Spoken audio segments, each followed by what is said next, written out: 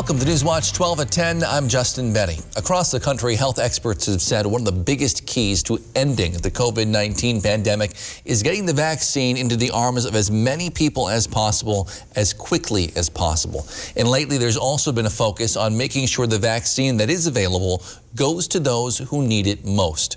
Newswatch 12 Sierra Whaley has more.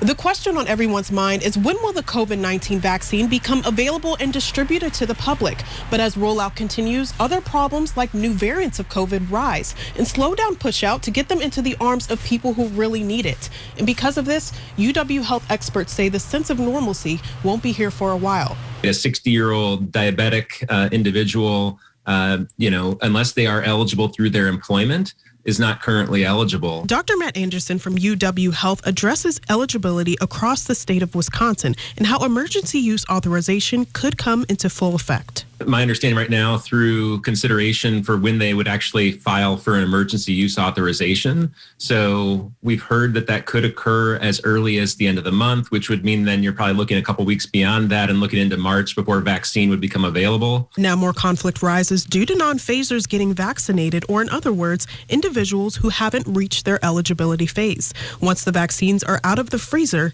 they must be used. They're both only good for a period of time. You're talking about hours once they're out, and that vial is diluted and opened and needs to be given. He advises vaccinators to try a new method to avoid distributing vaccines to non-phasers. It's really important that vaccinators have ideas and lists of people who are eligible who can come on short notice, so you avoid those unfortunate incidents where people are being vaccinated out of phase, for example. He says UW Health has tried to use this method and sees positive feedback. Now, with demand where it is, there are lots of people who want and would be happy to sign up for those types of arrangements. And so we've tried very hard to set that up and have done so successfully. Reporting in Rhinelander, Sierra Whaley, Newswatch 12. Well, as recently as a couple weeks ago, Wisconsin ranked among the worst states in the country for percent of people who'd received the COVID-19 vaccine, but the state has improved over the last week or so to roughly middle of the pack.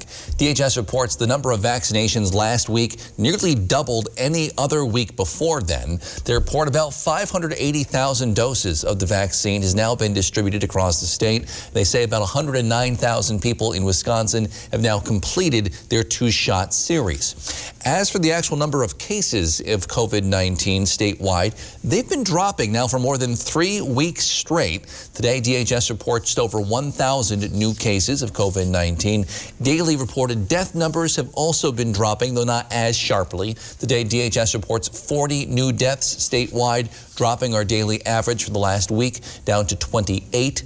Regionally, Vilas County and Oneida County both have among the highest rates of infection in the state right now, though the number of people hospitalized in our region has been dropping slightly as of late.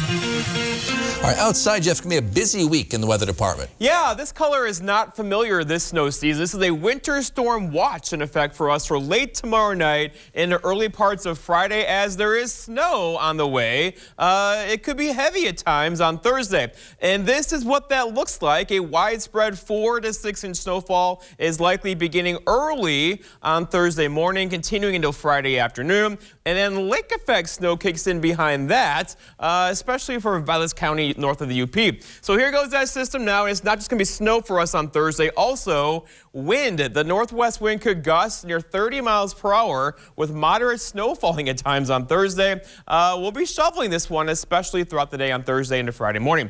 And then the temperatures are going to drop like a rock. No longer highs like this. Tomorrow, same story as today. And then much colder air is on the way for us for Friday. Your forecast tonight, though, is partly cloudy skies. Low temperatures down near 10. Maybe some fog in there as well. Your full forecast is coming up. Justin. Thanks, Jeff. A Wausau man charged with killing his 3-month-old baby early in January was back in court today. Ronnie Lofton is currently facing first-degree reckless homicide charges after his child died at Marshfield Hospital. Today, Lofton made his initial appearance in court. The defense asked that Lofton's bond be modified so he can have contact with his 11 biological children. However, Lofton is currently under orders to have no contact with anyone under the age of 18. Well, I believe, Your Honor, that this is a case involving the death of a child, and the state is alleging that that death occurred at the cause of the defendant. So the state is objecting to that amendment at this time. Judge O'Neill approved Lofton to only have written communication with his 11 children. His bond remains at $250,000 cash. He's expected to appear back in court February 12th. Tonight, the Senate took steps towards passing the nearly $2 trillion stimulus bill promoted by President Biden. The Senate voted 50-49, straight ticket party line vote to begin budget reconciliation talks. This is not, again, the actual vote, just a vote to begin debate, which could still take a few days. Meanwhile, the Senate is also busy preparing for the start of former President Trump's impeachment trial next week, while President Biden focused today on immigration, signing executive orders on that topic. Alice Barr has details from Washington. All three of us. Tonight, President Biden turning his attention to the complicated issue of immigration, signing executive actions to begin rolling back some of his predecessors' hardline policies and start a task force to reunite migrant children separated from their families under the Trump administration. We're going to work to undo the moral and national shame of the previous administration that literally, not figuratively, ripped children from the arms of their families. The new president also directing aid to regions in turmoil migrants often flee and ordering reforms to the asylum system for refugees while ensuring the legal immigration system operates fairly. President Biden trying to push his agenda forward with just a week to go until the impeachment trial of former President Trump.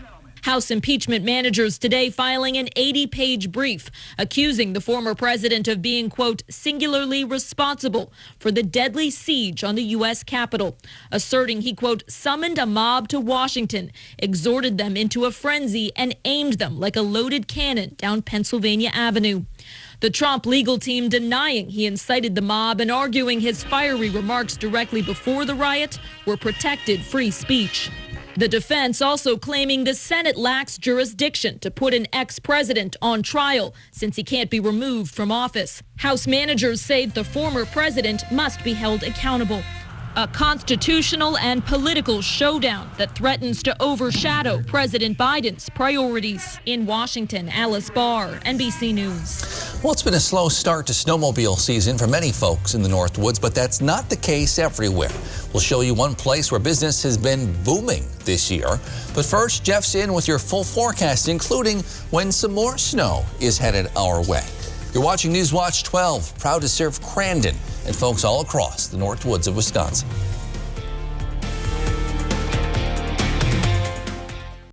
The Violet and Oneida County Snowmobile Clubs want you to have a safe and fun snowmobile season by remembering these simple guidelines. Always ride right, not just on the right side, but also ride appropriately. Always stay on the marked trails. Never ride alone. Know the snowmobiles you are riding. Wear a helmet and appropriate clothing. Always maintain a safe speed. Use caution when crossing marked lake trails. Learn and use the TINS signs in Oneida and Vilas counties, and always remember that alcohol and snowmobiling do not mix. Stay safe, enjoy the ride, and come back again. This is one of the biggest furniture events of the year, the President's Sale at Slumberland. Come on.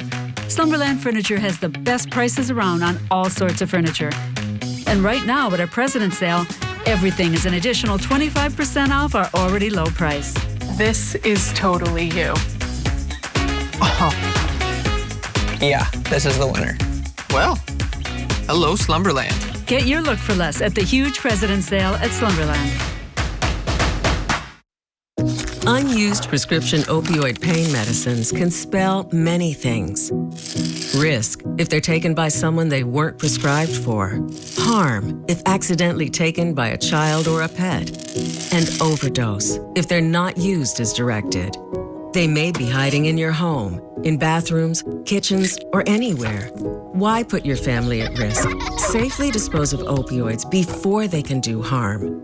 The best thing is to find a drug take-back option, such as medicine drop-off boxes, mail-back programs, or home disposal products. If there isn't a take-back location near you, check the FDA's flush list. Medicines on the flush list may be especially dangerous if they are used by children, pets, or others in your home. No take-back location nearby and your medicine isn't on the flush list? You can dispose of it in the trash. Get more information on safe opioid disposal and remove the risk.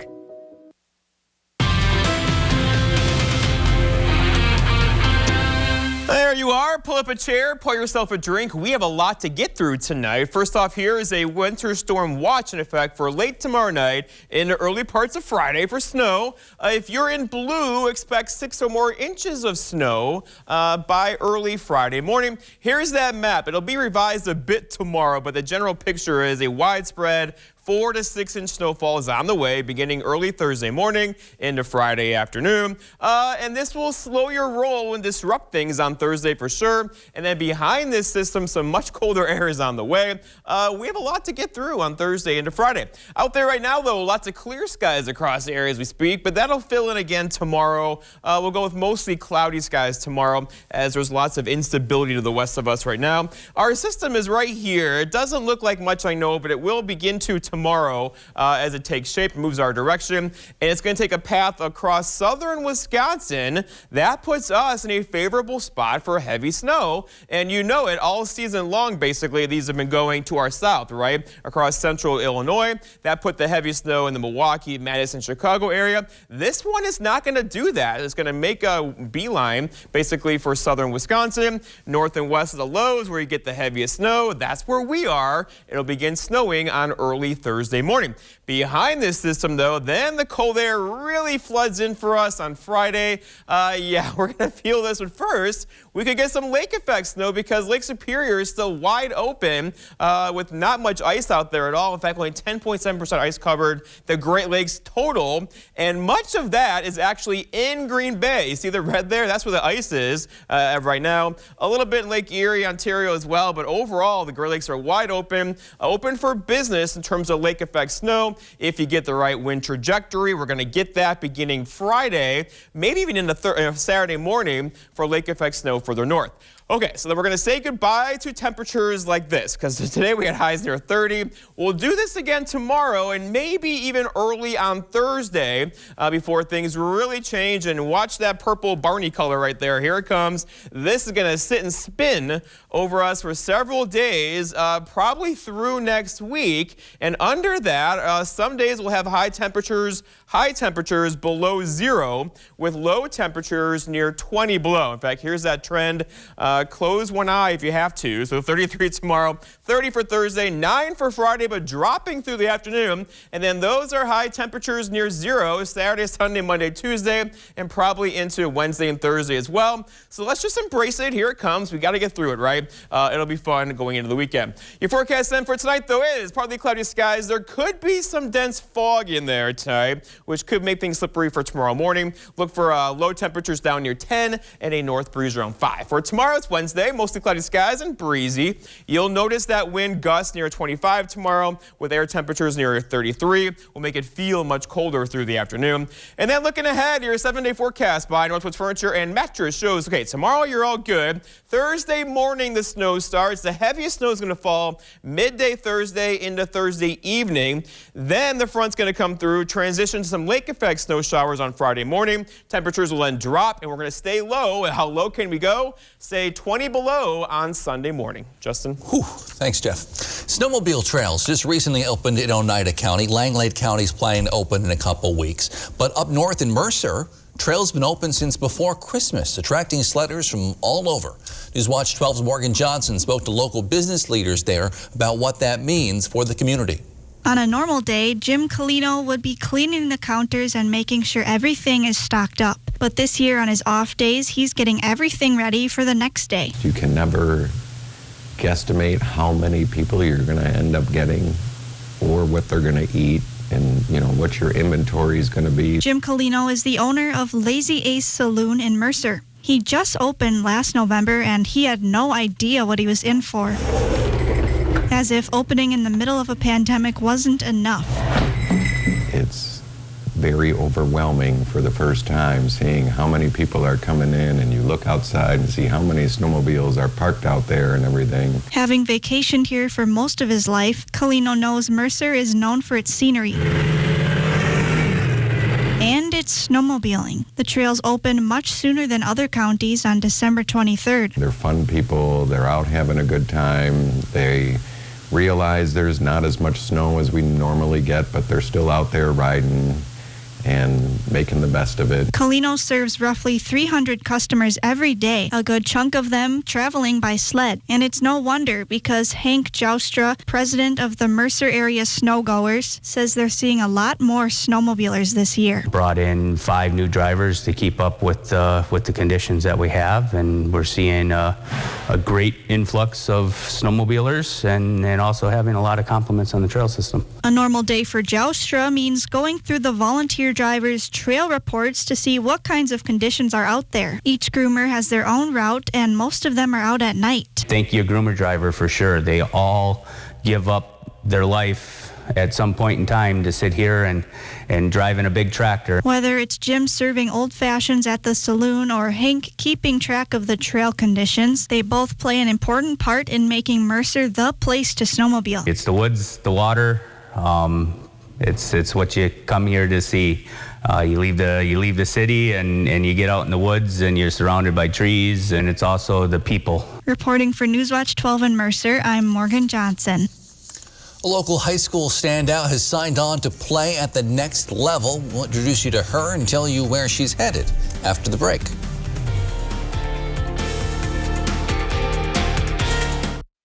On December 7, 2005, I was deployed to Baghdad, Iraq. As I was searching for the bomb, the bad guy and the bomb found me first. After the explosion, I was left with a 1% chance of living from the injuries I sustained. During my road to recovery, it was a challenge, mostly trying to figure out what life would be like with my new physical injuries. But throughout that road to recovery, I had a tremendous amount of support from friends and families and the Coalition to Salute America's Heroes. The primary mission of the Coalition to Salute America's Heroes is to offer financial emergency assistance to veterans and their families. In most cases, there is a loved one back at home who has to drop everything they're doing to be at that veteran's bedside. And of course, there are huge financial burdens that come along with that. After veterans come through the Coalition's program, they are ready to be back into society, ready to go back to work, and ready to be a leader in their own community. Visit saluteheroes.org to learn more. Unused prescription opioid pain medicines can spell many things. Risk, if they're taken by someone they weren't prescribed for. Harm, if accidentally taken by a child or a pet. And overdose, if they're not used as directed. They may be hiding in your home, in bathrooms, kitchens, or anywhere. Why put your family at risk? Safely dispose of opioids before they can do harm. The best thing is to find a drug take-back option, such as medicine drop-off boxes, mail-back programs, or home disposal products. If there isn't a take-back location near you, check the FDA's flush list. Medicines on the flush list may be especially dangerous if they are used by children, pets, or others in your home. No take-back location nearby and your medicine isn't on the flush list? You can dispose of it in the trash. Get more information on safe opioid disposal and remove the risk. Coming up on your Wednesday, we'll talk to the owner of the Diamond Rock Glass Studio to learn more about some do-it-yourself stained glass kits. And we have chances of snow in a forecast, Peter, and it looks to accumulate. More when you tune in on your Wednesday. Sports Watch 12 starts now. When you hear about the town of Eagle River, what do you think about? For me personally, my first thought is hockey. I mean, I'm a sports guy. What do you expect? Wisconsin Hockey Hall of Fame is right in town at the Eagle River's Hockey and Sports Arena. And today, 2 Northland Pines hockey athletes decided they're going to continue their hockey careers to the collegiate level. Allie Kiefer and Emma Sema are the 2 Eagles that signed their national letter of intent today. Kiefer decided to sign with Aurora University, which is located in Illinois. Sema committed to Bethel University and St. Paul, Minnesota. A huge decision for both athletes had to be made, but they are more than excited about it. I'm honestly very, very stoked. I can't wait to be on another team and to just keep on playing the sport that I love and created who I am today. So I'm so excited. Leaving your former teammates and coaches can be hard, though. These girls have been playing for the Eagles for years now, but playing at the next level has always been a goal. It's been a dream of mine forever, and I'm super excited to start playing. Obviously, I don't want to leave here, and I don't want to be done here, but I'm just super grateful I get to continue playing because not a lot of people get that opportunity. Congrats to both Allie and Emma, and of course to their parents, who I'm sure drove them many times to and from practice. But they still have some hockey left to play for Pines. The Eagles are hosting their regionals this Thursday as they take on Medford. Puck drops at 5. All right, how about some girls basketball action? We've got Tomahawk hosting Rib Lake. Going to the second half, Hatchet's Emily Mackey. She's getting the steal here, and she's going coast to coast. Finishes with the right hand. Tomahawk is down 9. Later, though, Rib Lake responds. Nellie Hopkins bats this pass like a defensive lineman and takes it all the way for the layup. That lead grows to 13 for Rib Lake. Tomahawk, they're not quitting, though. Ella Ganellan gets the jumper to fall, clawing their way back in it, but Rib Lake is too much. Now in transition, I'll say it again, I'm a sucker for a good bounce pass. Lauren Pelnis sinks it. Rib Lake wins this one on the road by 10. Couldn't get to any more games tonight, but I do have some more scores from around the area. Down in Wausau, Newman Catholic hosted Prentice. The Buccaneers go on the road and win a close one, 38-34. And then down in Marshfield, the Tigers hosting Wausau East. The Lumberjacks were no match in this one. They fall 52-34.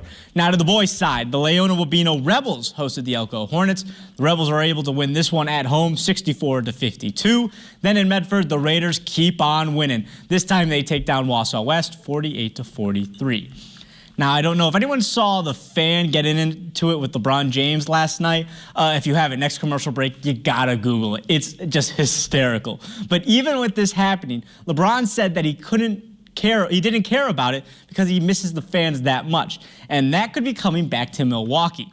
The Bucks are planning to allow some fans to attend games by the end of this month. The Milwaukee Business Journal reports the team is aiming for 25% capacity at Pfizer Forum. That's between 3,000 and 5,000 fans. The president of the Bucks announcing the news during a virtual MBJ panel discussion. The Bucks have not had any fans in the stands since the start of the pandemic in March of last year. That's all I got for you, Justin. Fans back in Milwaukee could be a good sight to see. All right, thanks, Griffin. There are some things you learn in school for school and others you learn for life. Lakeland Union is putting a couple new grants to good use, focused on the latter. We'll show you what they're doing after the break. When you're the victim of an accident, it can feel like the weight of the entire world is on your shoulders. Why not let us take that crippling burden off your back? Habish, Habish, and Rotier. We fight for what's right. My name's Arthur, Merrill, Wisconsin. In August of 2019, I started getting numbness in my feet. By July of 2020, my feet were so numb, I lost a sense of balance. I thought I was walking on stilts. I seen this ad for Spinal Aid. I took 20 treatments from them, and by then my feet were 90% better and no longer felt as I was walking on stilts. Are you experiencing weakness, numbness, and/or pain in your feet or hands? These sensations might even be affecting other areas of your body along with your balance. You might have already been diagnosed with peripheral neuropathy and are taking drugs such as Lyrica, gabapentin, or Cymbalta that never seems to help. Neuropathy pain ultimately diminishes your quality of life. Call Spinal Aid of Wausau today to see if our treatment methods are right for you. Call 715-203-1508 to schedule your neuropathy severity consultation or visit us at spinalaid.com.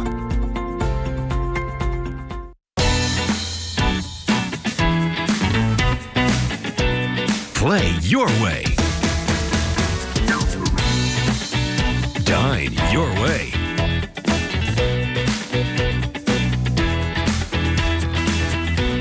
Stay your way.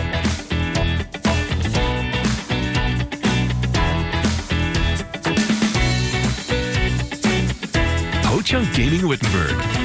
Win your way. We are strong and we'll get through this together, but these are stressful times. Reach out to someone, connect with your friends, and know that you are not alone. Visit wearebroadcasters.com/hope, furnished by the National Association of Broadcasters and this station. If you're of a certain age, you've likely heard the 3 R's of schooling: reading, writing, and arithmetic. Of course, there's more to education than that, and Lakeland Union is hoping to use 2 new grants to teach kids about some things you don't normally learn in high school. Newswatch 12's Megan Mamlock has details. Students in the Special Education and Wings program at Lakeland Union were inspired by Pinterest to apply for a grant that would give students experience in business. And they were noticing a lot of shirts being made that were personalized, and that was kind of what moved them in that direction. And then they went into coffee cups and bags, and you can have it individualized, or you can have an organization that prints out numerous ones, so they'll be able to take on one customer or a group of customers. The school just received an $800 grant to purchase a Cricut machine, which prints designs for things like shirts and coffee mugs, which they sell at the Gaslight Antique Store and hope to sell to other businesses. We're hoping to build those job skills, not just the hard skills, but the soft skills of working with customers and just being able to be more independent in life after graduation. The school also received a $2,600 grant for the purchase of maple syrup harvesting equipment for students. It's going to benefit a couple hundred kids eventually down the road, but I think it's a great opportunity to get kids outdoors. Also an opportunity to have a striving resource that is being used, in the North Woods for many, many years. This pilot program hopes to eventually become a class and have the students use marketing tools in collaboration with the school's food department to be able to use the maple syrup in the cafeteria and as gifts. The two programs that we donated to today, I think, are great examples of programs that will have a big impact on a lot of students and hopefully build awareness for what really the charter of our foundation is. And that's just to help students and faculty's needs within high school as well as the community. It's Megan Mamlock reporting. We're back with one final look at your forecast, including what one fairly famous rodent has to say about the rest of winter. After the break.